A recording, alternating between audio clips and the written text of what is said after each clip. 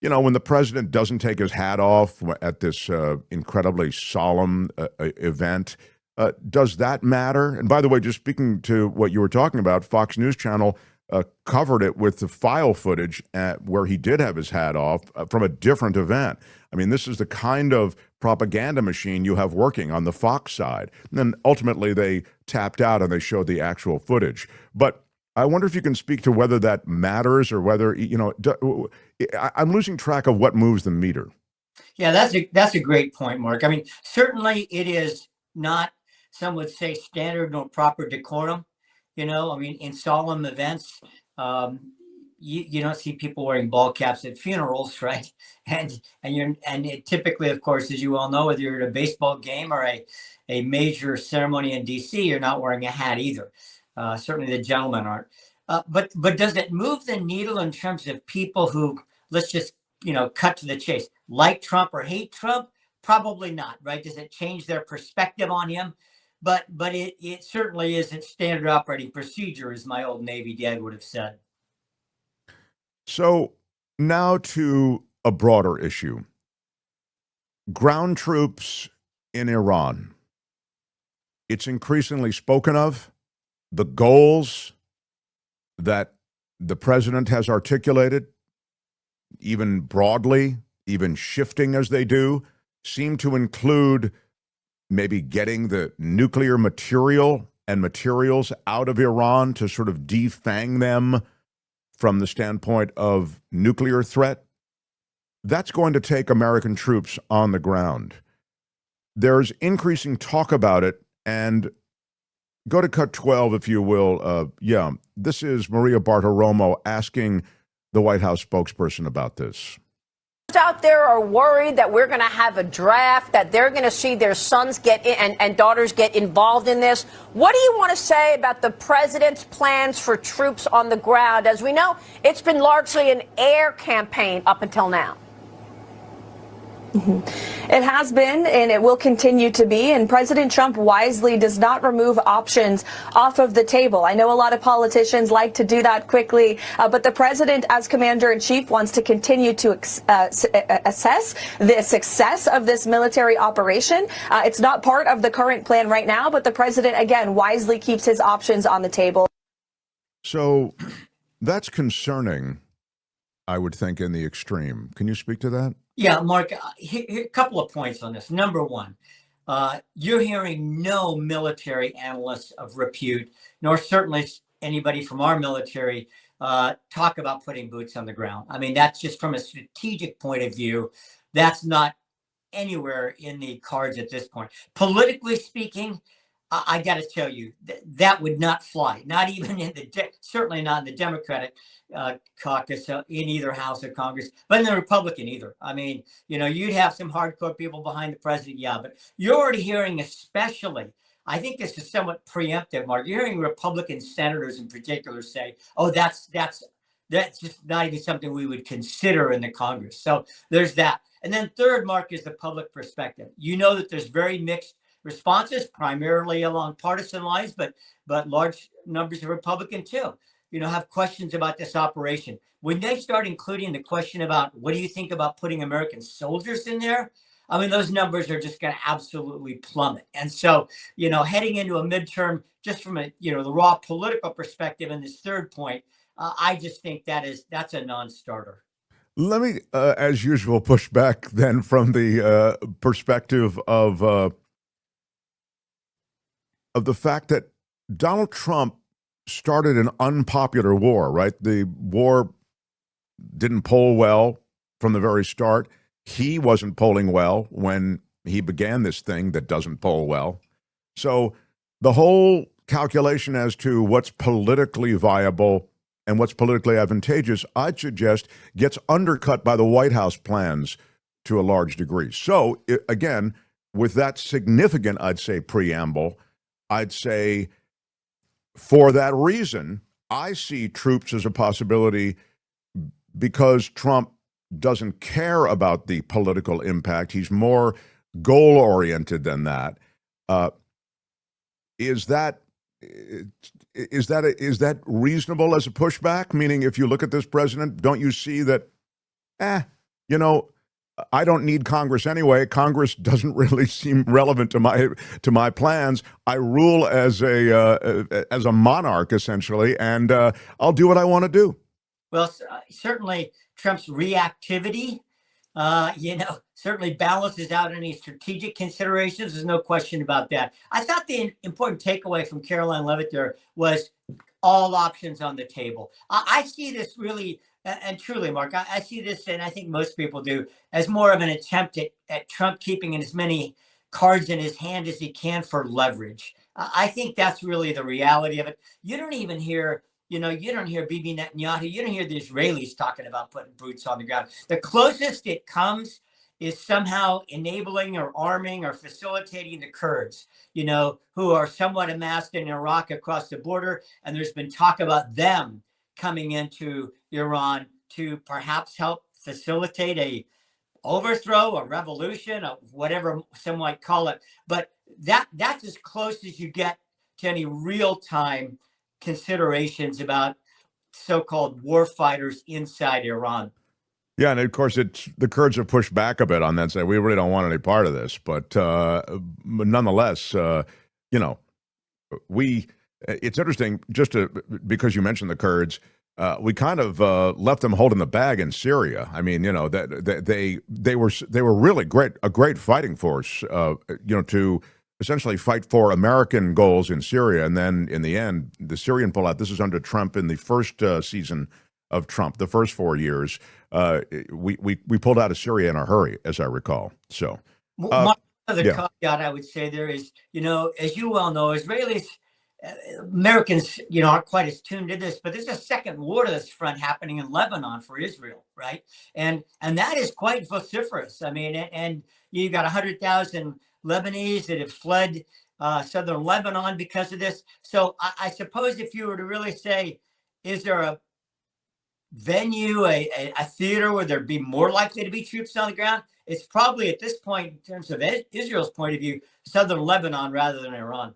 Yeah, interesting. I love that you mentioned that because this speaks to the expansion of this war, and that was almost an immediate expansion into what has always been an area of military conflict between the Israelis and it's been Hezbollah in southern Lebanon, primarily. But I wonder if the Israelis won't now take additional territory and go beyond the south. I want to ask you about oil prices. Cut one, if you would, please, Tony.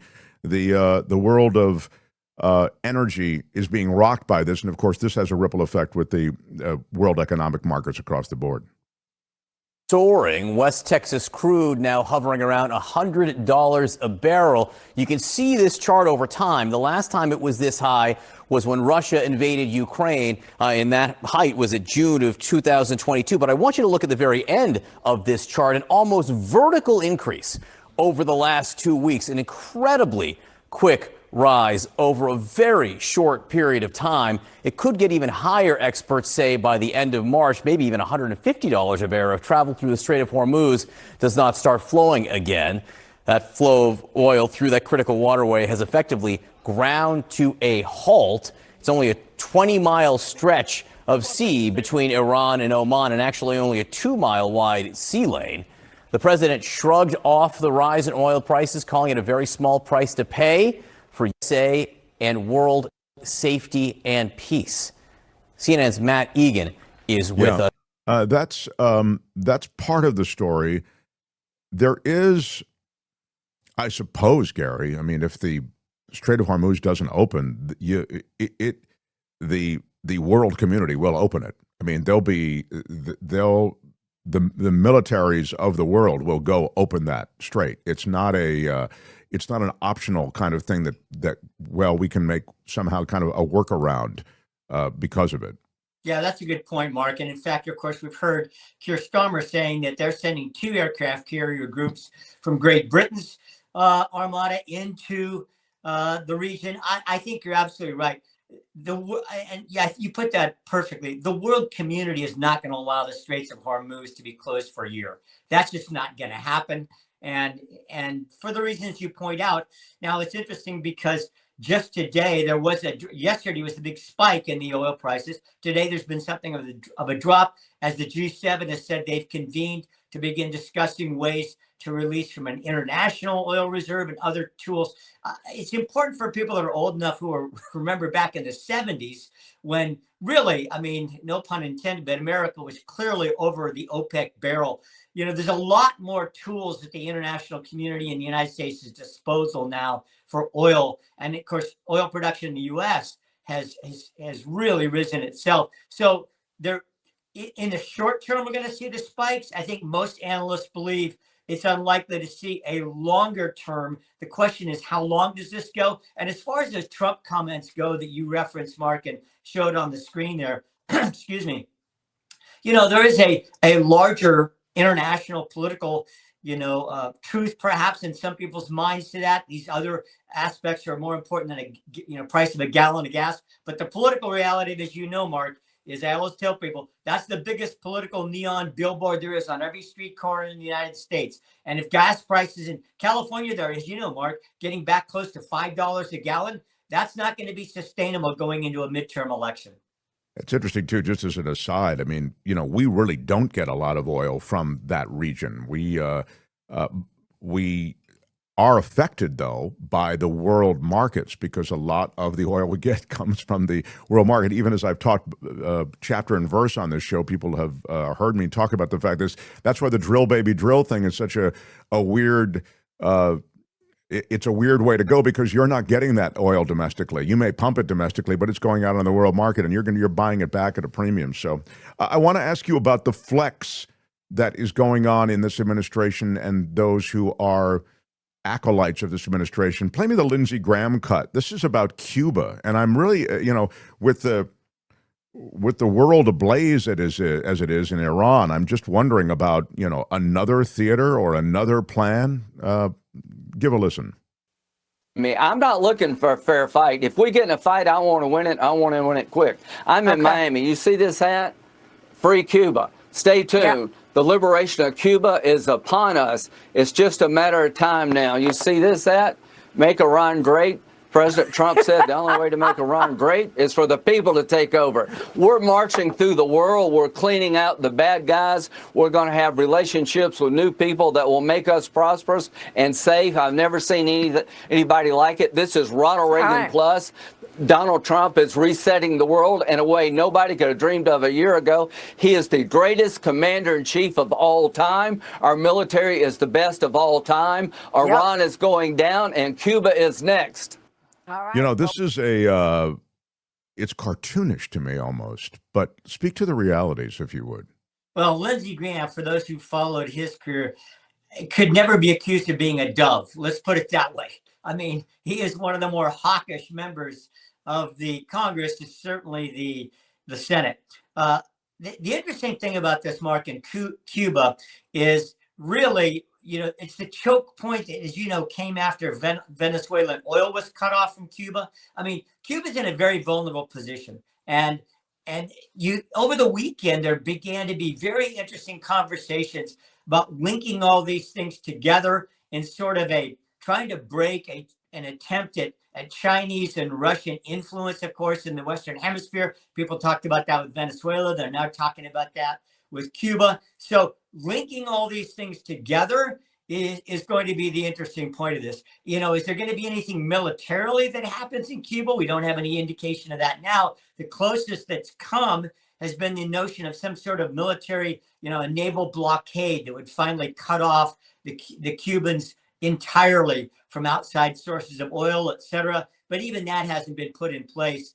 We'll see where this goes. As you know, Marco Rubio, very strong voice in this area with a lot of direct connections in Florida to that. So we'll see where the whole Cuban thing goes. It's pretty nebulous at this point, but it's certainly on the radar screen. I mean, you said it, though. The connections are real. I mean, he, is in the orbit of Trump. So I think he's a big yapper. But I also sometimes think in the yapping, you might be able to see and hear a bit of what Trump is thinking or being sold by others and now thinking.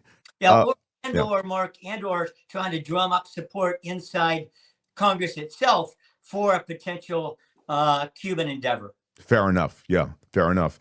Let me ask you then, just as long as we're talking about the expansion and the flex, China has real designs on Taiwan, it would be insanely destabilizing. And we have a defense package in pact with Taiwan. I think it's $11 billion that was supposed to go there. And Trump has held up that disbursement of funds for Taiwan because he has a meeting with the Chinese coming up. And it seems as though he sort of wants that meeting not to be informed by any of the just the unpleasantness associated with the reminder that we're actually supporting the independence of Taiwan. Can you speak to the changing global relationships and how China might take advantage of this moment, and how close are they really to making a move on Taiwan?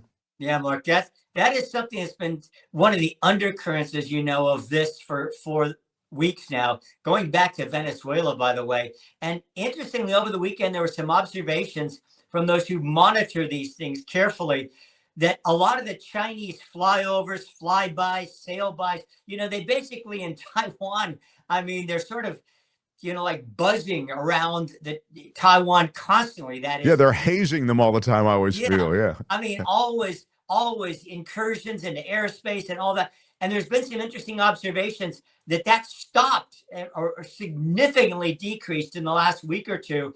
And, these are sort of old style international political moves. Before you'd have a summit, any kind of hostilities were sort of hush-hush. You mentioned that on the Trump side. We may be seeing that on the Chinese side. We'll see where that goes. But it was sort of like, hey, if the big guys are going to get together and have the handshake and talk turkey, let's tone everything down in advance. Maybe that's happening. We'll see where this goes. There were some people, though, as you know, Mark, who thought this was the immediate opening for China. If we're going to be involved as heavily as we are and send all our battle groups to the Mediterranean, the Chinese, perfect moment for them to, quote unquote, take Taiwan. There's absolutely no indication right now that is in the offing. We'll see. It's worth noting, I think, I want to say 90% of the smart chips come out of Taiwan, something incredibly, 9 out of 10 of them. It's just, this would be a sea change. It would hobble the American economy and economies worldwide. Let me ask you about domestic politics real quick, because I've got you for just another minute or so. Give me a couple of big headlines from the domestic political scene. Yeah. Well, interesting pair of polls that came out, one from NBC, one from Fox, that very much mirrored each other in terms of popularity of the parties. Now, this is going to surprise some of your folks, but both NBC and the Fox poll showed that the Democratic Party writ large is more unpopular than the Republican Party by about 7 or 8 points. Now, you flip that, though, to who do you want to see elected, the generic congressional poll that they do, and that flips. You have by about the same margin, more likely to vote for a Democrat this fall than a Republican. I'm saying this, Mark, because it's a very, very muddled picture still going into these midterms. I know a lot of people think, oh, everybody's going to vote anti-Trump. Well, the polls just aren't bearing that out. So it's really kind of a standoff right now. I don't think you can say that there's real definitive domestic polling on where things are headed just 8 months from now. That really speaks to the fact that people hate everybody associated with the system.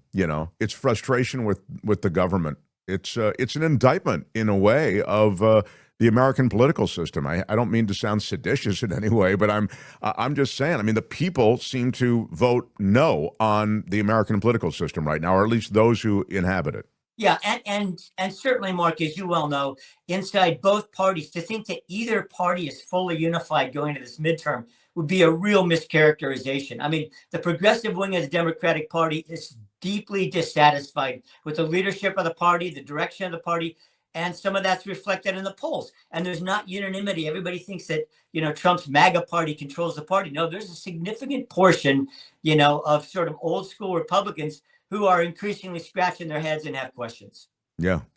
Super interesting coalitions on both sides. Gary, so appreciate your time. Thanks for joining us today. Hi, it's Mark, and I thought that was great.